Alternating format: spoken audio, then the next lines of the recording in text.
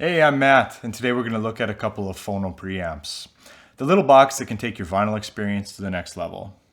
Let's look at the budget champion, the Schiit Mani, and the sub $200 iFi Zen Phono.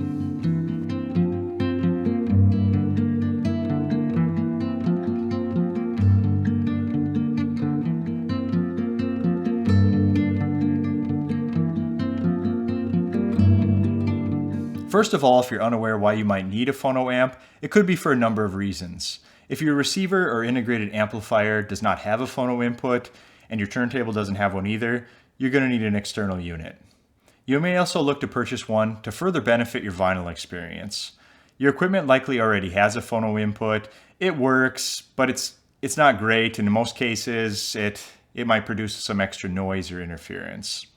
The separate phono input is a piece of equipment that is built and designed with a singular purpose. Take the low signal produced by the cartridge and boost it before it gets to your amplifier. It also gives you freedom of how you want it to sound.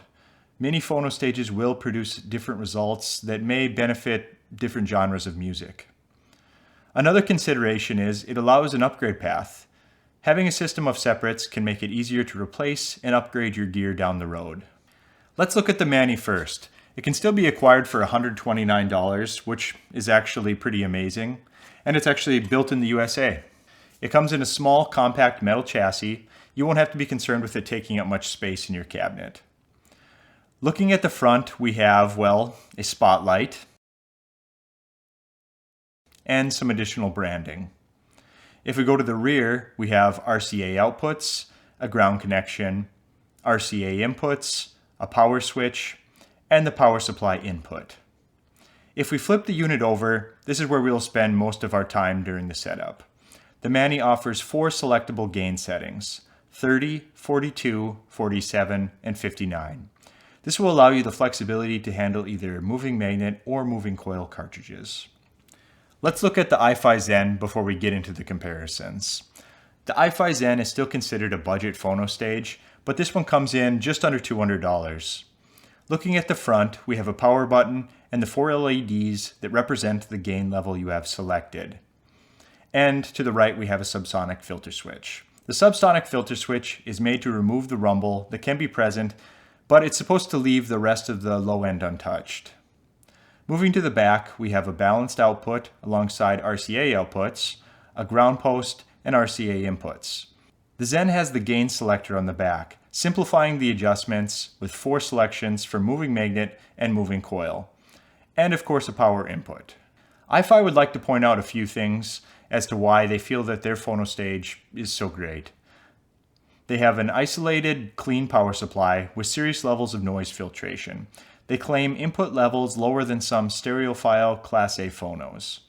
They also point out that they don't skimp out on the internals in this unit, using Panasonic, Texas Instruments, TDK, and Murata capacitors, as well as a subsonic filter that can correct many of the warped sound issues as well as the rumble. I am demoing both units today with a BIC 960 and a Shure M91ED cartridge and a Thorens TD160 Super with a Denon DL103R cartridge. And the phono stages will be going into my Audiolab 6000A. First, the Mani. We get a fairly wide soundstage. There's a good clarity to the treble. Vocals really came alive compared to the internal phono stage of my amp. It has a very good, high-resolution sound. I would say the only thing we may be slightly lacking is the bass. It's present and it's very acceptable, but when A-Bing the 2 units, it slightly lacks in this area. The Mani is not quite up to par with the gain recommendations for my Denon cartridge, maxing out at 59 dB. It works, but it's borderline. When we listen to the iFi Zen, the first thing you may notice is the extremely low background noise. It's very silent. The Zen also has good reproduction of vocals, and the instrument separation is a little better. The bass has a little more kick to it. Everything sounds very spacious and lively, with great imaging and separation. If I had to pick one and my objective was under $200, I would likely purchase the iFi Zen. Its ability to remain silent and produce such well-balanced sound is remarkable. The Mani is a close runner-up. It's $129 and can do nearly everything the Zen does sound-wise. It really only loses out on the noise floor.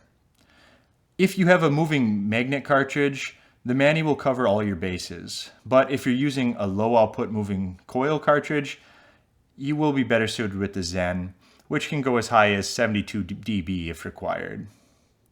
Now I also want to do a little bit of nitpicking. The Mani needs to tone down the light in the front. It's simply too bright. The Zen needs to provide a longer power cable. The Mani's cable is a good couple feet longer. The gain adjustments on the bottom of the Mani is a bit of a pain in comparison to the switch on the rear of the iFi. Well, that'll do it. Thanks for watching today. Please like and subscribe. See ya.